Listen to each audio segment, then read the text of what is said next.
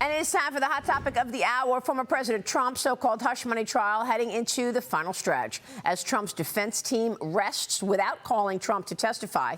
The former president touting that his defense team he feels won the Manhattan case, calling on Judge Merchan to dismiss the charges. Watch. This is such an embarrassment of a showing of prosecution that I imagine the judge wouldn't grant the motion to dismiss the case. You can't imagine it. There has been no evidence. There's no evidence and there's no crime. The outright majorities of Americans perceive these indictments as politically motivated should be a warning sign to the Democrats. These are Democrats that wrote it, Doug Schoen. John Yoo, I'm not sure there isn't going to be backfire on prosecution having a judge who's so aggressively on their side. Well, court will resume on Tuesday after the Memorial Day holiday, and the jury will hear closing arguments then. Jonathan Fahey, your reaction. This case is amazing. I think all of us at the beginning when this thing got started thought, well, this case was ridiculous, and it's been even worse than any of us could have expected.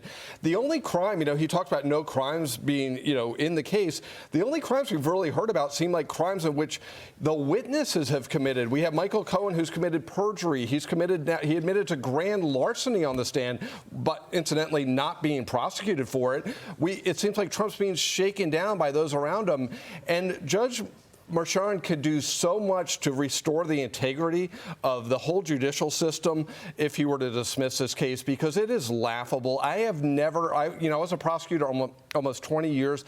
I have never seen a case that, one, is just so ridiculous, but also that is such an abuse of prosecutorial discretion. I think this case should just be dismissed outright. Well, some of the people who have joined me this week joined me right after they were in that courtroom, and they watched firsthand what Judge Merchan said to Robert Costello, for example, or what Michael Cohen said, as you said, grand larceny, said, I stole $60,000 from Trump. They can't believe it. Alan Dershowitz, yesterday, Vernon Jones came on the show. They said, we were stunned standing in that courtroom watching these proceedings.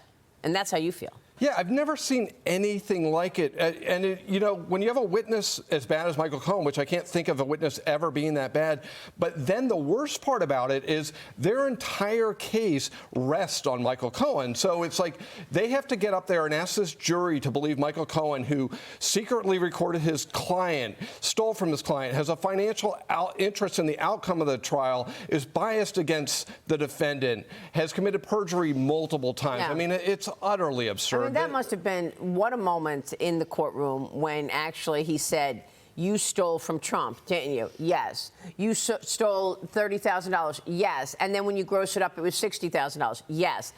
How stunning. Well, you know what I think is funny is that a lot of folks on the left are defending the prosecution by saying, look, Michael Cohen is being honest about the times that he's lied and about the times that he's stolen. So that really says it all. This is politically motivated to anyone that's paying attention. The problem is that only 16% of Americans are truly tuned in, according to the most recent YouGov poll. So I think that it's going to be on the Trump campaign to make the case. The gag orders certainly are a barrier here, but it's going to be on the campaigns.